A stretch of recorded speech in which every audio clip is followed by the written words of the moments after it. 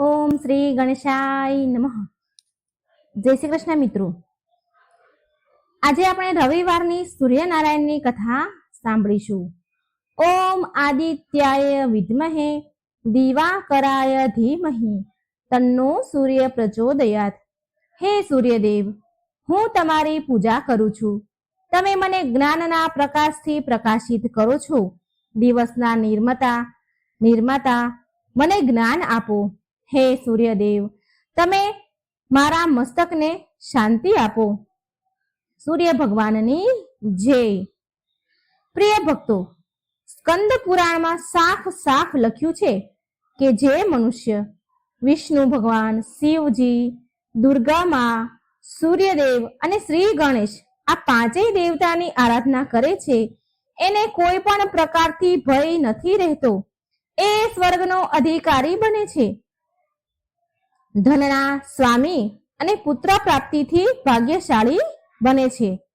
તો આજે આપણે એ જ 5 દેવી દેવતાઓમાંથી પ્રમુખ દેવતાઓની કલ્યાણકારી કથા સાંભળીશું, જેમાં જીવન જ્યોતિ પ્રદાન કરવાની, મનુષ્યમાં ઉર્જા જીવન દેવા વાળા સૌભાગ્ય આરોગ્યના દેવતા સૂર્ય ભગવાનની કથા સાંભળીશું અને જગતના પાલન કરતા, ધન લક્ષ્મી શુભતા પ્રદાન કરનારા પ્રભુ શ્રી વિષ્ણુની પરમ આનંદમય કથા સાંભળીશું. પ્રિય ભક્તો, બધા જ સુખની પ્રાપ્તિ માટે સાંભળીએ આજની પાવન પૌરાણિક કથા. જેટલા પણ ભક્તગણ આ કથા સાંભળી રહ્યા છે તે એક લાઈક જરૂર કરી દેજો, જેથી ભગવાનની કૃપા આપણા પણ સદા વરસી રહે. અને આ કથા સારી લાગે તો મિત્રો લાઈક અને શેર પણ જરૂર કરજો. આપણા થકી બીજા પણ કથા સાંભળશે અને આપણને પુણ્ય મળશે. જય સૂર્યદેવ. કથા આ પ્રકારે છે. પ્રાચીન સમયની વાત છે. એક ગામમાં એક બ્રાહ્મણ રહેતા હતા. એ સૂર્યદેવના મોટા ભક્ત હતા.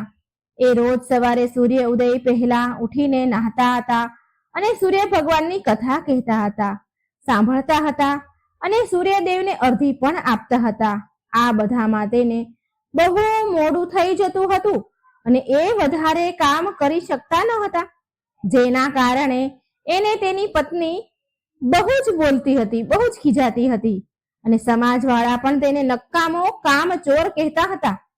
એક દિવસ એ વધારથી હેરાન થઈને એ બ્રાહ્મણ બજારમાંથી પૂજાની સામગ્રી લઈને જંગલમાં ચાલ્યા ગયા. ત્યાં એક સૂકી નદીના કિનારે એક સુકાયેલું પીપળાનું ઝાડ હતું. ત્યાં બ્રાહ્મણ સૂર્ય ભગવાનની કથા કહેવા લાગ્યા અને તેમની પૂજા કરવા લાગ્યા. અને એ નદીમાં એક જગ્યાએ થોડું એવું પાણી હતું, તો એમાંથી થોડું પાણી લઈને એ સૂર્યદેવને સમર્પિત કરે છે.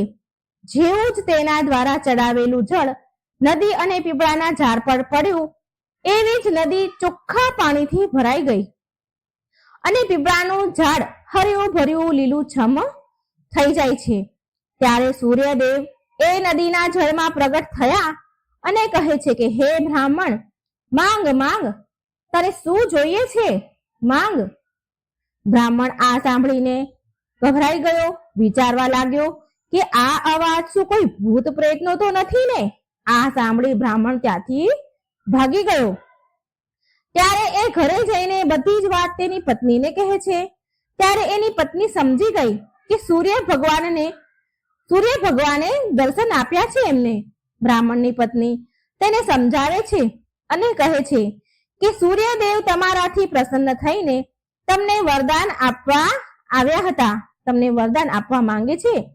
ત્યારે તો તેમણે પ્રગટ થઈને તમને કઈ માંગવાનું કહ્યું? ત્યારે બ્રાહ્મણ તેની પત્નીને કહે છે કે હું વરદાનમાં શું માંગુ, કહો. તો એની પત્ની બોલી કે થોડા શબ્દોમાં જેટલું બની શકે તેટલું માંગી લેજો. ને બ્રાહ્મણને સૂર્ય ભગવાન પાસે એ માંગવાનું કહે છે. એના પતિને એવું કહે છે કે મારા મહેલની અંદર સોનાના પારણામાં પર પૌત્રને દાસીઓ દ્વારા ખવડાવતા મારી આંખોથી હું જોઉં, આવું માંગવાનું બ્રાહ્મણની પત્ની બ્રાહ્મણને કહે છે. પ્રિય ભક્તો, હવે એ બ્રાહ્મણ ફરી એ જ જંગલમાં બીજે દિવસે જાય છે અને સૂર્ય ભગવાનની વાર્તા કહે છે. ત્યાં ભગવાન સૂર્ય ફરી પ્રગટ થાય છે અને બ્રાહ્મણને વરદાન માંગવા કહે છે. ત્યારે બ્રાહ્મણ તેની પત્ની દ્વારા કહેલ શબ્દો સૂર્ય ભગવાનને કહે છે કે મારા સોનાના મહેલમાં, સોનાના પરણામાં પરપૌત્રને દાસી દ્વારા ખવડાવતા જો. પ્રિય ભક્તો, બ્રાહ્મણની પત્ની દ્વારા બતાવેલ શબ્દ સાંભળીને સૂર્ય ભગવાન બોલ્યા કે અરે, જો આમાં તો તું બહુ ભોળો ભલો લાગે છે, પણ એક જ વાર માટે બધું જ માંગી લીધું. ભગવાન બોલ્યા, જા, તારી બધી ઈચ્છા પૂરી થશે. બ્રાહ્મણ પછી જ્યારે ઘરે આવે છે તો જોવે છે કે તેની તૂટેલી ફૂટેલી ઝોપડી એક મહેલ બની ગઈ છે અને એ મહેલમાં દાસ દાસીઓ અવર જવર કરતા હતા. બ્રાહ્મણ પાસે બેઠેલી એક વૃદ્ધ ડોસીમાં હતા તો તેને એ બ્રાહ્મણે પૂછ્યું કે અહીંયા તો મારી ઝૂંપડી હતી અને અહીં અચાનક મહેલ ક્યાંથી આવી ગયો? એ જ સમયે મહેલને એક દરવાજામાંથી એક સુંદર સ્ત્રી ઘરેણા અને સુંદર વસ્ત્રથી સજેલી ધજેલી લથપથ ઘરેણાથી સજેલી બહાર આવી. બ્રાહ્મણને કહે છે કે આવો, આ તમારું જ ઘર છે. સૂર્ય ભગવાને આપણી મનોકામના બધી પૂરી કરી દીધી છે. આટલું ધન જોઈને બ્રાહ્મણે એની પત્નીને કહ્યું કે આટલું બધું ધન આપણે શું કરીશું? તો એની પત્ની બોલી કે ધનથી શું નથી થતું, ધનથી બધું જ થાય છે. દાન, પુણ્ય, યજ્ઞ, હોમ કરીશું. પછી બ્રાહ્મણે એના ધનને પૂજા પાઠ અને પુણ્યના કાર્યોમાં ઉપયોગ કર્યો. હવે બધા જ ગામવાળા લોકો રાજાની જગ્યાએ એ બ્રાહ્મણના ગુણ ગાન ગાવા લાગ્યા. રાજાએ આ બધું સાંભળીને બ્રાહ્મણને બોલાવ્યો અને પૂછ્યું કે કાલ સુધી તો તારા ઘરે ખાવાના પણ ફાફા હતા, આજે આ ધન ક્યાંથી આવ્યું? ક્યાંથી ચોરી કરી અને ક્યાં હાથ માર્યો, ક્યાં લૂંટફાટ કરી તમે? બ્રાહ્મણ બોલ્યા કે આ બધું તો સૂર્ય ભગવાનની કૃપાથી અને તેની કથા વાર્તા સાંભળવાના કહેવાનું ફળ છે. પ્રિય ભક્તો, એ રાજાને પણ કોઈ પુત્ર ન હતો. તેણે સૂર્ય ભગવાનની કથા આરાધના કરવાની શરૂ કરી દીધી અને કથા કહેવા સાંભળવા લાગ્યા. અને આ પ્રકારે સૂર્યદેવે રાજાને એક સુંદર પુત્ર આપ્યો અને એનો પરિવાર સુખથી ભરાઈ ગયો. જય સૂર્યનારાયણ. હે સૂર્ય ભગવાન, તમારા ભક્તોનું કલ્યાણ કરજો. ઓમ નમો ભગવતે વાસુદેવાય. મિત્રો, હવે આપણે સાંભળીશું સૂર્યદેવ અને એક વૃદ્ધ ડોસીમાની કથા. એક ડોસીમાં હતા. એનો એક સરળ નિયમ હતો. દરેક રવિવારે સવારે સ્નાન કરી પરવારે અને પાડોશીની ગાયનું છાણ લાવીને ઘરને લીપી નાખે અને પછી ભોજન તૈયાર કરતા હતા અને ભગવાનને ભોગ લગાવતા હતા અને પછી જ પોતે ભોજન ગ્રહણ કરતા હતા. આવું વ્રત કરવાથી એનું ઘર ધન ધાન્યથી અને આનંદથી પૂર્ણ હતું. આવી રીતે થોડા દિવસ વીતી જવા પર એની પાડોશણ વિચારવા લાગી.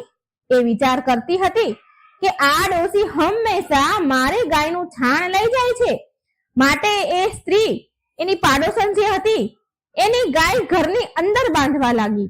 ડોસી માને છાણ મળતું હવે બંધ થઈ ગયું. રવિવારનો દિવસ આવ્યો, માટે રવિવારના દિવસે એના ઘરને એ લીપી ના શક્યા. માટે ના તેણે એ દિવસે કઈ ભોજન બનાવ્યું અને ના ભગવાનને કોઈ ભોગ ચડાવ્યો, ભોગ લગાવ્યો તથા પોતે પણ ભોજન ન કર્યું. આ પ્રકારે તેણે નિરાહાર વ્રત કર્યું. રાત થઈ ગઈ અને ડોસીમા ભૂખ્યા સૂઈ ગયા. રાતમાં સૂર્ય ભગવાને ડોસીમાને સપનામાં દર્શન દીધા અને ભોજન બનાવવાનું અને ભોગ ન લગાવવાનું કારણ પૂછ્યું. ડોસીમા બોલ્યા, ભગવાન, આજે મને ઘર લીપવા માટે ગાયનું છાણ નથી મળ્યું, જેનાથી મારું ઘર શુદ્ધ નથી થયું, એટલે મેં જમવાનું બનાવ્યું નથી અને ના તમને મેં ભોગ લગાવ્યો છે, ના હું ભોગ લગાવી શકી. તો સૂર્યદેવ બોલ્યા, માતા, હું તમને એવી ગાય આપું છું કે જેનાથી બધી ઈચ્છા તમારી પૂરી થશે, કારણ કે તમે હંમેશા રવિવારે ગાયના છાણથી ઘર લીપીને ભોજન બનાવીને મને ભોગ લગાવો છો, ભોજન કરાવો છો અને પછી જ તમે ભોજન કરો છો. માટે હું ખુશ થઈને તમને એ વરદાન આપું છું કે તથા અંત સમયમાં મોક્ષ પણ તમને પ્રદાન કરીશ. સપનામાં આવું વરદાન આપી ભગવાન અંતર ધ્યાન થઈ ગયા અને જ્યારે ડોસીમાની આંખ ખુલી તો એમણે જોયું કે આંગણામાં એક સુંદર ગાય અને વાછરડું બંધાયેલું છે. એ ગાય અને વાછરડું જોઈને માજી તો બહુ ખુશ થઈ ગયા અને તેને ઘરની બહાર બાંધી દીધી, ત્યાં ચારો નાખ્યો. ડોસીમાની પાડોશણે ડોસીમાના ઘરની બહાર સુંદર ગાય અને વાછરડું જોયું તો એ તો ઈર્ષાના કારણે બળી ઉઠી. તેનું તો કાળજું જ કપાઈ ગયું. જ્યારે એને જોયું કે ગાયે સોનાનું છાણ આપ્યું છે તો એ ગાયનું છાણ લઈ ગઈ અને એની ગાયનું છાણ એની જગ્યાએ મૂકી ગઈ. એ રોજ આવું કરતી હતી વહેલી સવારે અને ડોસીમાને આ વાતની જરા પણ ખબર ન હતી કે એની ગાય સોનાનું છાણ આપે છે, કારણ કે ગાય ઘરની બહાર બાંધતા હતા અને વહેલી સવારે ગાય છાણ કરે તો એ બધું પાડોશણ જોવે અને એ રોજ સોનાનું છાણ લઈ જાય. ડોસીમા આ બધી વાતથી બિલકુલ અજાણ. ત્યારે સર્વવ્યાપી ઈશ્વરે વિચાર્યું કે ચાલાક પાડોશણના કર્મથી ડોસીમા છેતરાઈ રહ્યા છે. ભગવાને સૂર્યદેવે સંધ્યા સમયે એમની માયાથી બહુ જોરમાં વાવાઝોડું કર્યું, ફેંક્યું. ડોસીમાએ અંધારાના ડરથી તેમની ગાયને ઘરની અંદર બાંધી દીધી. બીજા દિવસે સવારે ઉઠ્યા તો તેમણે જોયું કે ગાયે ઘરમાં સોનાનું છાણ આપ્યું છે તો એમને આશ્ચર્યની સીમા પાર ન રહ્યું અને એ રોજ હવે ગાયને ઘરની અંદર જ બાંધવા લાગ્યા. હવે આ બાજુ પેલી બળેલી ઈર્ષાળુ પાડોશણ જોવે છે કે ડોસીમાં ગાયને ઘરની અંદર બાંધવા લાગ્યા છે અને એનું સોનાનું છાણ લેવાનો દાવ હવે ચાલી નથી રહ્યો તો બળી ગઈ ઈર્ષા થવા લાગી. પછી તેણે પાડોશણે એક યોજના બનાવી. પાડોશણે તે રાજ્યના રાજા પાસે જઈને કહ્યું કે મહારાજ, મારી પાડોશમાં એક ડોસીમા છે ને, એની પાસે એક એવી ગાય છે જે તમારા રાજાને યોગ્ય છે. તે રોજ સોનાનું છાણ આપે છે. તમે એ સોનાથી પ્રજાનું પાલન કરજો. એ ડોસી આટલા બધા સોનાનું શું કરશે મહારાજ? રાજાએ જ્યારે આ સાંભળ્યું તો તેમના સૈનિકોએ ડોસીને ત્યાં મોકલીને ગાયને લાવી દીધી. ડોસીમાં સવારે ભગવાનને ભોગ ધરાવી ભોજન ગ્રહણ કરવા બેસવાના જ હતા તો રાજાના સૈનિકો એટલી વારમાં ત્યાં આવ્યા અને ગાયને લઈને ચાલ્યા ગયા. ડોસીમાએ ઘણી બધી જીદ કરી, ના કહી, રડ્યા, બૂમો પાડી, પણ સૈનિકો સામે કોઈ શું કરી શકે? એ દિવસે ડોસી ગાયના વિયોગમાં ભોજન ન ખાઈ શક્યા. રાતભર રડતા જ રહ્યા. રડી રડીને ભગવાનને ગાયને ફરી મેળવવા માટે પ્રાર્થના કરી રહ્યા હતા. આ બાજુ રાજા ગાયને જોઈને બહુ ખુશ થઈ ગયા. પણ રાજા સવારે જેવા ઉઠ્યા અને આંખો ખોલી તો આખો મહેલ છાણાથી ભરાયેલો જોયો. રાજા આ જોઈ ગભરાઈ ગયા. હવે શું થાય? ભગવાને રાતમાં રાજાને સપનામાં કહ્યું, સૂર્યદેવે કે હે રાજા, ગાય પાછી ડોસીમાને સોંપી દેજે. આમાં જ તારું કલ્યાણ છે, ભલું છે. એના રવિવારના વ્રતથી પ્રસન્ન થઈને મેં એને ગાય આપી હતી. જો તે એ ગાય તેને પાછી નહીં આપીને તો તારું સર્વનાશ થશે. પ્રિય ભક્તગણો, સવાર થતા જ રાજાએ ડોસીમાને બોલાવી અને બહુ બધું ધન આપ્યું, સન્માનિત કર્યા. તેની સાથે ગાય અને વાછરડું પણ એના આપી દીધા અને તેની પાડોશણને બોલાવીને જેને આ બધું ષડયંત્ર કર્યું હતું તેને ઉચિત દંડ દીધો. આટલું કર્યા પછી રાજાના મહેલની ગંદકી દૂર થઈ ગઈ. એ દિવસે રાજાએ નગરવાસીઓને આદેશ આપ્યો કે રાજ્યની તથા પોતાની સમસ્ત મનોકામનાની પૂર્તિ માટે રવિવારે વ્રત કરવું. રવિવારનું વ્રત કરવાથી નગરના લોકો સુખી જીવન જીવવા લાગ્યા. કોઈ પણ બીમારી તથા પ્રકૃતિનો પ્રકોપ તેમના પર થતો નહીં. બધી પ્રજા સુખી રહેવા લાગી. એકવાર પ્રેમથી બોલો, જય સૂર્ય ભગવાન, જય સૂર્યનારાયણ. હે સૂર્યદેવ, જેવું તમે ડોસીમાને આપ્યું એવું જ તમારા બધા જ ભક્તોને આપજો તથા કથા કહેનાર, સાંભળનાર, હોકારો ભરનાર બધાને જ આપજો. પ્રિય ભક્તો, હવે તમે સાંભળશો વિષ્ણુ ભગવાનની કલ્યાણકારી સુખ સંપત્તિ દેનારી કથા. એક નગરમાં એક રાજા રહેતા હતા. એ રાજાને 7 દીકરી હતી. તેના રાજ્યમાં પ્રજા બહુ સુખી હતી. રાજ્યમાં પ્રજાને કોઈ તકલીફ ન હતી. એક દિવસ રાજાને એક વિચાર આવ્યો કે રાજાએ તેની 7 દીકરીઓને બોલાવી અને બધી જ દીકરીને કહ્યું, બેટા, તમે કોનું ખાવ છો? કોનું દીધેલું ખાવ છો? કોના ભાગ્યનું ખાવ છો? રાજાની 6 દીકરીઓએ જવાબ આપ્યો કે પિતાજી, અમે તો બધું તમારું દીધેલું જ ખાઈએ છીએ અને તમારું દીધેલું પહેરીએ છીએ. રાજાની 7મી દીકરી, જે ભગવાન વિષ્ણુની ભક્ત હતી, પરમ ભક્ત હતી અને એ સૌથી નાની હતી, તો એ બોલી, પિતાજી, હું તો ભગવાનનું દીધેલું ખાઉં છું. આ સાંભળી રાજા ઘણા ગુસ્સે થયા. તેણે કહ્યું, બધાને હું ખવડાવું છું અને તું એમ કહે છે કે હું ભગવાનનું ખાઉં છું? રાજાએ તેની 6 દીકરીના વિવાહ રાજઘરોમાં કરાવ્યા, રાજાઓ સાથે કરાવ્યા. પણ રાજાએ તેની 7મી, જે સૌથી નાની દીકરી હતી, તેના વિવાહ એક ગરીબ લાકડા કાપનાર સાથે કર્યા. તે રોજ જંગલમાં લાકડા કાપવા જતો હતો. એ કોઈ કારણવશ બીમાર પડી ગયો હતો અને એ લાકડા કાપનાર એક કદમ પણ ચાલી શકતો ન હતો. એક કદમ આગળ ચાલી ન શકતો હતો, એટલો બીમાર હતો. આટલી દયનીય સ્થિતિ તેની થઈ ગઈ હતી. આવા ગરીબ લાકડા કાપનાર સાથે રાજાએ તેની નાની 7મી દીકરીના લગ્ન કરાવી દીધા. રાજાએ તેની નાની દીકરીને કહ્યું કે તું તો એમ કહેતી હતી ને કે હું તો ભગવાનનું દીધેલું ખાઉં છું, તો તું હવે એનું દીધેલું જ ખા. એ છોકરી ભગવાન વિષ્ણુની પરમ ભક્ત હતી. ભગવાનની ઈચ્છા સમજી ખુશી ખુશી ગરીબ લાકડા કાપનાર સાથે વિદાય થઈ રહેવા લાગી.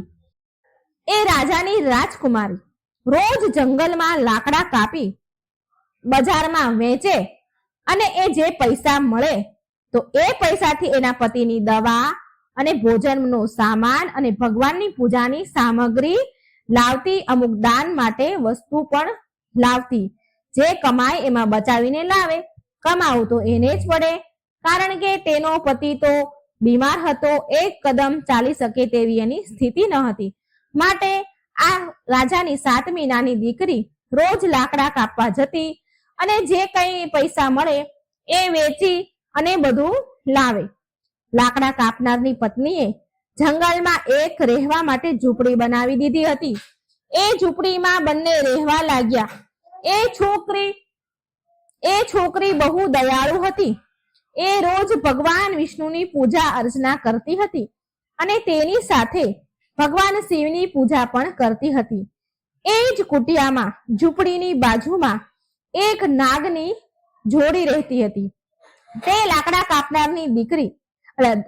કાપનારની પત્ની, રાજાની દીકરી, રોજ નાગના રાફડા પાસે દૂધ મૂકતી હતી. એ નાગ રોજ દૂધ પીતો. બંને નાગની જોડી દૂધ પીતા હતા. મિત્રો, કહેવાય છે કે જે પણ ભક્ત ભગવાન શિવની પૂજા કરે છે અને ભગવાન વિષ્ણુની નિંદા કરે છે એને કોઈ પણ પ્રકારનું સુખ નથી મળતું. અને જે ભક્ત ભગવાન વિષ્ણુની પૂજા કરે છે અને ભગવાન શિવની નિંદા કરે છે તેને પણ કોઈ પ્રકારનું સુખ નથી મળતું. ઉપરથી એને દુઃખ ભોગવવું પડે છે. શિવજી અને વિષ્ણુ ભગવાન એકબીજાને પૂરક છે. આ વાતને એ કન્યા બહુ સારી રીતે જાણતી હતી. તો પ્રિય ભક્તો, એ નાગ કોઈ સાધારણ નાગ ન હતો, પણ ભગવાન શિવ સ્વરૂપી ઈચ્છાધારી નાગ હતા. એક દિવસ એ નાગે વિચાર્યું કે આ દીકરી બહુ દયાળુ છે તથા ગરીબ પણ છે, આની મદદ કરવી જોઈએ. એક દિવસ ભગવાનની પ્રેરણાથી એ નાગે લાકડા કાપનારની પત્નીના સપનામાં આવીને કહ્યું કે હે પુત્રી, કે જે સ્થાન પર તું દૂધનો વાટકો મૂકે છે એ સ્થાનને ખોદજે, તને બહુ બધી અપાર સંપત્તિ મળશે. એ સંપત્તિથી તું બધાનું ભલું કરજે, પણ એક વાતનું ધ્યાન રાખજે કે કોઈ પણ વ્યક્તિ તારા દ્વાર પરથી ભૂખ્યો ન જાય. લાકડા કાપનારની પત્ની સવારે ઉઠી અને જે સ્થાન પર નાગની જોડી રહેતી હતી એનાથી થોડે દૂર ખોદવાનું શરૂ કરી દીધું અને તેનું તો ભાગ્ય જ પલટી ગયું, બદલાઈ ગયું. તેને એટલું ધન મળ્યું, એટલું સોનું મળ્યું કે એ ધનથી એણે એક મહેલ બનાવી લીધો. તેને એનું એક નગર વસાવી લીધું.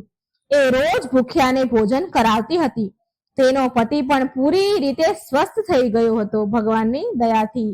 એક દિવસ એ કન્યા, એ લાકડા કાપનારની પત્ની બધાને ભોજન કરાવતી હતી. ત્યારે એણે જોયું કે પંગતમાં સૌથી પાછળ એના પિતા અને એની 6 બહેનો બેઠેલી છે. તે ઓળખી ગઈ અને એના પિતાને પૂછવા લાગી, પિતાજી, તમારી આવી હાલત કેમ થઈ ગઈ? તેના પિતા બોલ્યા, પુત્રી, મારું બધું જ રાજપાટ ચાલ્યું ગયું. તારી આ 6 બહેનોના પતિઓએ ધક્કા મારીને રાજ્યની બહાર કાઢી મૂક્યો મને. હવે અમારા બધાની આ દશા થઈ છે કે અમારે ભિક્ષા માંગીને ખાવું પડે છે, ભિક્ષા માંગીને અમારે અમારું પેટ ભરવું પડે છે અને એટલા માટે અમે તારા દરવાજે ખાવાની પંગતમાં બેઠા છીએ. પ્રિય ભક્તો, એ બધાની આવી દશા જોઈ લાકડા કાપનારની પત્નીએ તેના પિતાને તેની 6 બહેનોની મદદ કરી. પછી તેણે એના પિતાને કહ્યું કે જોયું ને પિતાજી, મેં કહ્યું હતું ને, આપણે બધા જ ભગવાનનું લીધેલું ખાઈએ છીએ.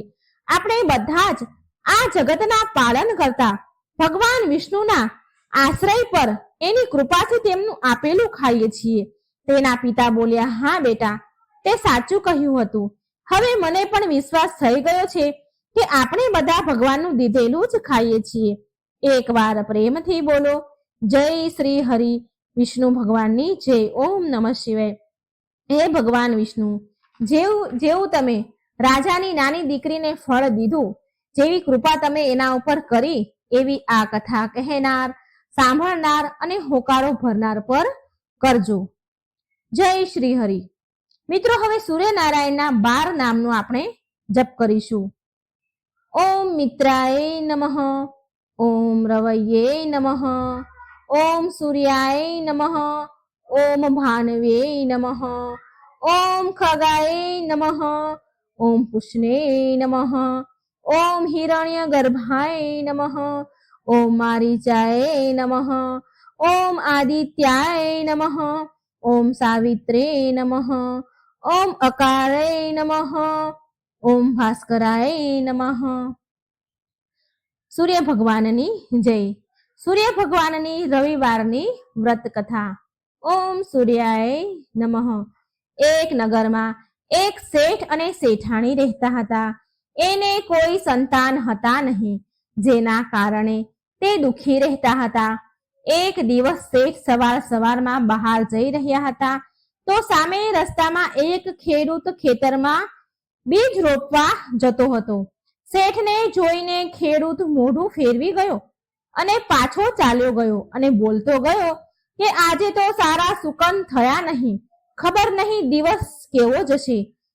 એ શેઠે એની વાત સાંભળી અને ઉદાસ થઈને ઘરે આવ્યો પાછો અને તેની પત્નીને આ બધી વાત કરી તો શેઠાણી પણ બોલી, હા, આજે આંગણામાં એક ચકલી આવી હતી અને બોલી કે આ ઘરમાં તો બાળકો નથી, ચણ દાણા પાણી ક્યાંથી મળશે?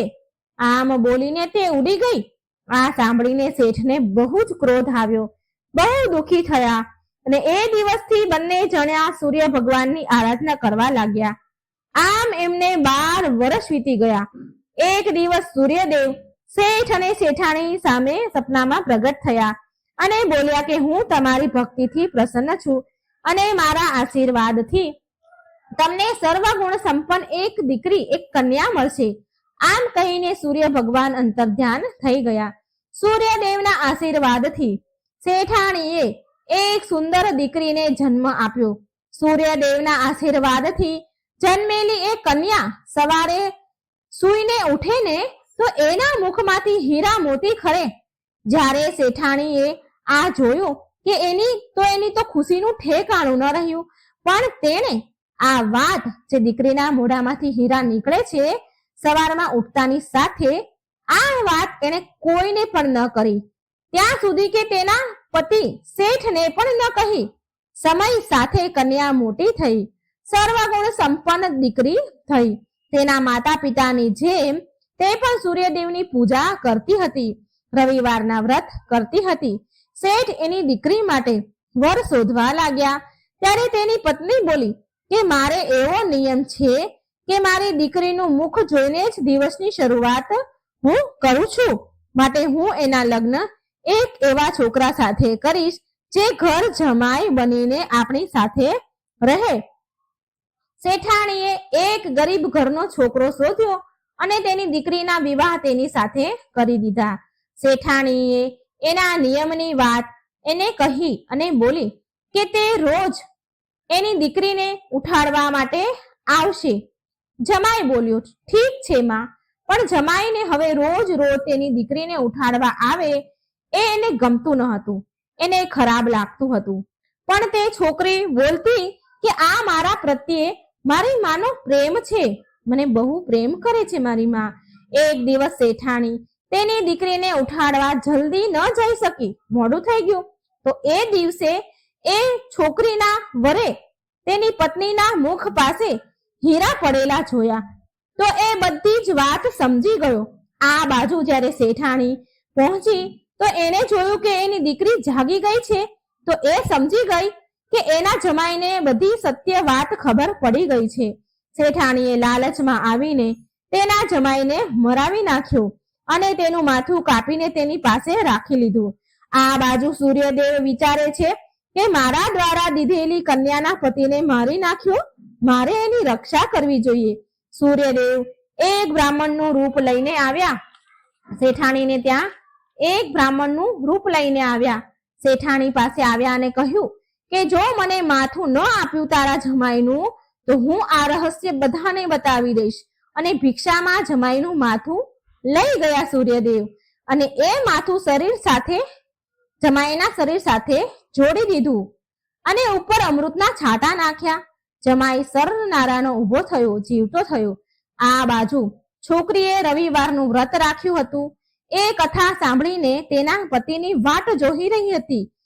પતિ મોડેથી ઘરે પહોંચ્યો તો એ બોલી કે શું તમને ખબર નથી કે આજે મારું વ્રત છે અને સૂર્યદેવના અસ્ત થયા પછી હું ભોજન નથી કરી શકતી. ત્યારે એના પતિએ બધી જ વાત કહી. એની માનું જે ષડયંત્ર હતું એ બધી જ વાત એને કહી એની પત્નીને. એટલે તે દીકરી બોલી કે હવે આપણે અહીં નહીં રહીએ અને આપણા ઘરે જઈશું. પછી એની માં બહુ જ પછતાણી, પણ તેની દીકરીએ એની માતાને કહ્યું, ઘણી મનાવી એની માએ, પણ એ દીકરી માની નહીં અને બોલી કે માં તારી સજા એ જ છે કે હું તારી સાથે નહીં રહું. આમ કહી તે એના પતિ સાથે સાસરે ગઈ. જોત જોતામાં તેનું ઘર સુખ સંપત્તિ શાંતિથી ભરાઈ ગયું. હે સૂર્યદેવ, જેવી કૃપા તમે દીકરી પર કરી એવી જ કૃપા, એવી સુખ સમૃદ્ધિ આ કથા કહેનાર, સાંભળનાર, હોકારો ભરનાર બધા જ પર કરજો. સર્વ પાપ બાળીને નષ્ટ કરજો. જય સૂર્યનારાયણ. મિત્રો, વાર્તા ગમે તો લાઈક અને શેર કરજો અને આ વિડીયોને લાઈક કરજો, શેર કરજો અને ચેનલને સબસ્ક્રાઇબ જરૂર કરી દેજો. તો આપણે ચાલો વાર્તા સાંભળીએ.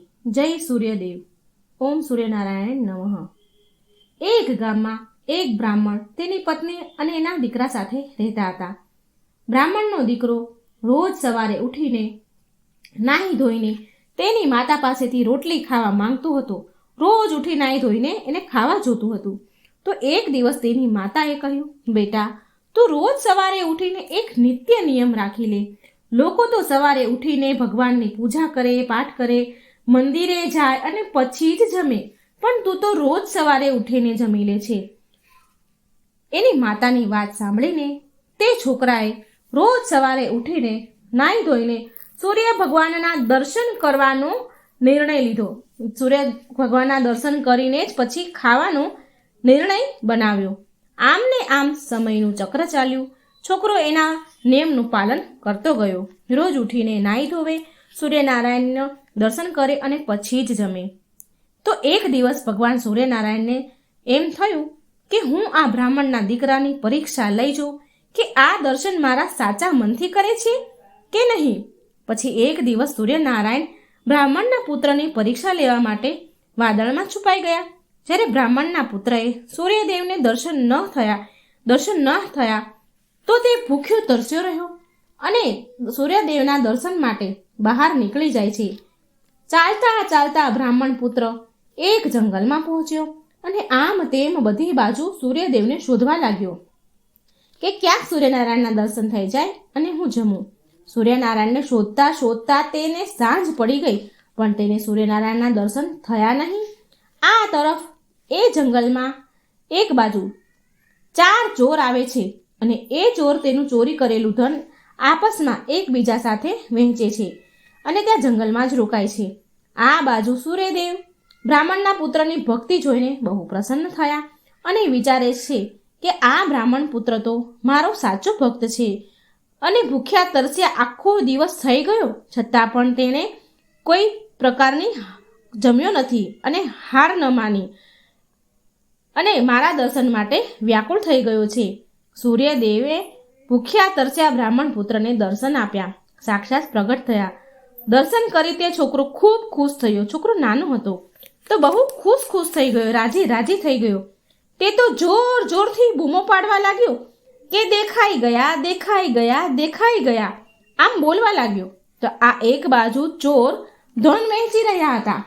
એટલે આ બ્રાહ્મણ પુત્રનો અવાજ સાંભળીને ચારેય ચોરને લાગ્યું કે આપણને ચોરીનું ધન વહેંચતા આ છોકરો જોઈ ગયો લાગે છે, એટલે એ બૂમો પાડે છે કે દેખાઈ ગયા. તો એ ચોર એ છોકરાને પાસે આવ્યા અને પૂછે છે કે તે શું જોયું, અને જો હવે તે જોઈ લીધું છે તો આ વાત કોઈને કહેતો નહીં. અમે પણ તને અડધું ધન આપી દઈશું અને તને અમે અડધું ધન આપશું. એ ચોરે બ્રાહ્મણ પુત્રને અડધું ધન આપી દીધું એના ધનમાંથી. બ્રાહ્મણનો છોકરો તો ધન લઈને તેના ઘેર આવ્યો અને તેની માતાને કહે છે, ઘરની દરવાજાની બહાર ઊભો રહીને બોલ્યો, માં દરવાજો ખોલ. ત્યારે એની માતાએ અંદરથી અવાજ આપ્યો, બેટા આખો દિવસ તું ક્યાં ગયો હતો? હવે તું કોઈ નિયમ ન રાખ. તો એનો છોકરો બહારથી બોલ્યો, માં તું પહેલા દરવાજો તો ખોલ. મારા પર ભગવાન સૂર્યદેવ પ્રસન્ન થયા છે અને એમણે મને દર્શન આપ્યા છે. માએ તો આ વાત સાંભળી દરવાજો ખોલ્યો તો રાજી થઈ. એટલે છોકરો ઘરમાં આવીને બોલ્યો, જો માં સૂર્યદેવની કૃપાથી હું કેટલું બધું ધન લઈને આવ્યો છું અને માં સૂર્યદેવે મને સાક્ષાત દર્શન આપ્યા છે. માં તો ધન જોઈને બહુ રાજી થઈ અને માં દીકરો બંને બહુ ખુશીનો એનો તો પાર જ ન રહ્યો અને માં દીકરો બંને નિયમપૂર્વક સૂર્યદેવની પૂજા પાઠ કરવા લાગ્યા. સૂર્યદેવની કૃપાથી બ્રાહ્મણ પરિવાર બહુ સુખી થયા. તો હે સૂર્યનારાયણ, હે સૂર્યદેવ, તમે જેવા બ્રાહ્મણના દીકરાને પર ફળ્યા, બ્રાહ્મણના દીકરા પર કૃપા કરી, એવી જ કૃપા તમારા બધા જ ભક્તો પર રાખજો. આ વાર્તા સાંભળનાર, વાંચનાર બધાને જ ફળજો. જય સૂર્યનારાયણ. જય શ્રી કૃષ્ણ. રાધે રાધે. Thank you. ઓમ શ્રી ગણેશાય નમઃ. જય શ્રી કૃષ્ણ મિત્રો. આજે આપણે સૂર્ય ભગવાનની કથા સાંભળીશું. ઓમ સૂર્યાય નમઃ. મિત્રો ખૂબ જ સરસ મજાની કથા છે સૂર્યનારાયણની. તો વિડીયો સારો લાગે તો લાઈક અને શેર કરવાનું ભૂલશો નહીં અને આ ચેનલને એકવાર સબસ્ક્રાઇબ જરૂર કરી દેજો. આમાં રસપ્રદ ગૃઢ રહસ્યના ભગવાનના શાસ્ત્રોના વિડીયો હું મૂકું છું. જો સબસ્ક્રાઇબ કરશો ચેનલને, બેલ આઇકોનનું બટન ઓન કરશો તો આ વિડીયોના જાણકારી માહિતી તમારા સુધી તરત આવશે. માટે ચેનલને સબસ્ક્રાઇબ કરી દેજો. અને કથા વાર્તા સારી લાગે તો કોમેન્ટ બોક્સમાં જરૂર જણાવજો અને ભગવાનનું નામ પણ એકવાર જરૂર લખજો. આ વાર્તા સાંભળવાથી આરોગ્યની પ્રાપ્તિ થાય છે, શારીરિક તંદુરસ્તી મળે છે, શારીરિક પીડા દૂર થાય છે અને સમાજમાં માન યશ વધે છે. આ કથાના અનુસાર વેદ વ્યાસજીના પરમ સર્વશ્રેષ્ઠ શિષ્ય ઋષિ વેશપાયનજી એક વખત વેદ વ્યાસજીને પૂછ્યું કે હે ગુરુદેવ, આકાશમાં રોજ જેનો ઉદય થાય છે તે કોણ છે અને એનો શું પ્રભાવ છે, અને તેમાંથી નીકળતા કિરણો અને પ્રકાશની ઉત્પત્તિ ક્યાંથી થઈ? હું જોઉં છું કે દેવતાઓ, મોટા મોટા શ્રેષ્ઠ મુનિઓ, રાક્ષસો તથા બ્રાહ્મણ અને માનવી સહિત એની આરાધના કરે છે. આ સાંભળી વેદવ્યાસજી તેમના પ્રિય શિષ્યને કહે છે કે જે આકાશમાં રોજ ઉદય થાય છે તે બ્રહ્માજીના સ્વરૂપમાંથી પ્રગટ થયેલ ઉત્કૃષ્ટ તેજ છે, અને તમે તેને સાક્ષાત બ્રહ્માજી જ સમજો, અને એ જ છે ધર્મ, અર્થ, કામ અને મોક્ષ, આ ચારેય પુરુષાર્થને આપવાવાળા દેવ છે. નિર્મળ કિરણોથી સુશોભિત આ જે તેજ છે તે પહેલા અત્યંત પ્રચંડ અને અસહનીય હતું, જેને સહન કરી શકાય નહીં એવું હતું. આ જોઈ અને તેની પ્રખર કિરણોથી પીડિત મૃત્યુલોકમાં ધરતીલોકના બધા લોકો આમ તેમ ભાગવા લાગ્યા, છુપાવા લાગ્યા. ચારેય બાજુ સમુદ્ર, મોટી મોટી નદીઓ સુકાવા લાગી. તેમના પ્રચંડ તેજથી વન જંગલ બળીને સુકાવા લાગ્યા. તેટલું પ્રચંડ તેજ હતું તેમનું. માનવ સમુદાય પણ શોકથી આતુર થઈ ગયા. નદીઓ, સમુદ્ર, વનોમાં રહેનારા જીવજંતુ, પ્રાણી મૃત્યુ પામવા લાગ્યા. આવું વિનાશ ભર્યું દ્રશ્ય જોઈને ઇન્દ્ર સહિત બધા દેવતાઓ બ્રહ્માજી પાસે ગયા અને બધી વાત દેવતાઓએ બ્રહ્માજીને કહી. જે વિનાશ થઈ રહ્યો હતો ધરતીલોક પર, આ પ્રચંડ તેજથી જે ત્રાહિમામ થઈ રહ્યું હતું, એ બધું જ બ્રહ્માજીને કહી સંભળાવ્યું. બ્રહ્માજીએ દેવતાઓને કહ્યું કે હે દેવગણો, આ સ્વરૂપ આદિ બ્રહ્મ સ્વરૂપથી જળમાં પ્રગટ થયું છે. આ તેજમય પુરુષ એ બ્રહ્મ સમાન છે. બ્રહ્માજી અને આદિ બ્રહ્મ સ્વરૂપમાં તમે કોઈ અંતર સમજતા નહીં. આ સૂર્યદેવ છે. હું સૂર્યદેવ દ્વારા આ ચરાચર જગતનું પાલન થાય છે. બધાની રક્ષા સૂર્યથી જ થાય છે. આ સૂર્યદેવના પ્રભાવનું હું પૂરેપૂરું વર્ણન નહીં કરી શકું. બધાની રક્ષા કરનારા આ સૂર્યદેવની સમાન બીજું કોઈ નથી. જે મનુષ્યો કે કોઈ પણ સૂર્યદેવની આરાધના કરે છે તો તે મોક્ષ પામે છે. સંધ્યા ઉપાસનાના સમયે બ્રહ્મપિતા બ્રાહ્મણ તેમની ભુજાઓ ઉપર ઉઠાવીને આ સૂર્યદેવની આરાધના કરે છે, જેના ફળ સ્વરૂપ સમસ્ત દેવતાઓ દ્વારા બ્રહ્માજી પૂજાય છે. બ્રહ્માજી કહે છે કે આ ભૂતલ ધરતીલોક પર જે પતિત અને એઠું ખાનારા જે મનુષ્ય છે એ પણ ભગવાન સૂર્યના કિરણોને સ્પર્શથી પવિત્ર થઈ જાય છે. સંધ્યાકાળમાં સૂર્ય ભગવાનની ઉપાસના આરાધના કરવાથી બધા જ પાપો નષ્ટ થાય છે. જે લોકો સૂર્યદેવની ઉપાસના કરે છે તે આ લોક પર પરલોકમાં પણ તેને દરિદ્રતા નથી આવતી અને પીડાદાયક રહેતા નથી. બ્રહ્માજી બોલ્યા, વિષ્ણુ, શિવ આદિ દેવના દર્શન બધા લોકોને નથી થતા. ધ્યાન કરવાથી જ માત્ર તેમના રૂપના સાક્ષાત્કાર થાય છે. પણ ભગવાન સૂર્ય દેવતા માનવામાં આવ્યા છે, પણ ભગવાન સૂર્યના પ્રત્યક્ષ દેવતા માનવામાં આવ્યા છે, જેના આપણે દર્શન કરી શકીએ છીએ. બ્રહ્માજીની વાત સાંભળી બધા દેવતા કહેવા લાગ્યા કે હે બ્રહ્માજી, સૂર્યદેવને પ્રસન્ન કરવા માટે પૂજા, આરાધના, અર્ચના, ઉપાસના તો દૂરની વાત છે. સૂર્યદેવના દર્શન તો પ્રત્યકાળની આગ સમાન છે, પ્રલય કાળની આગ સમાન છે.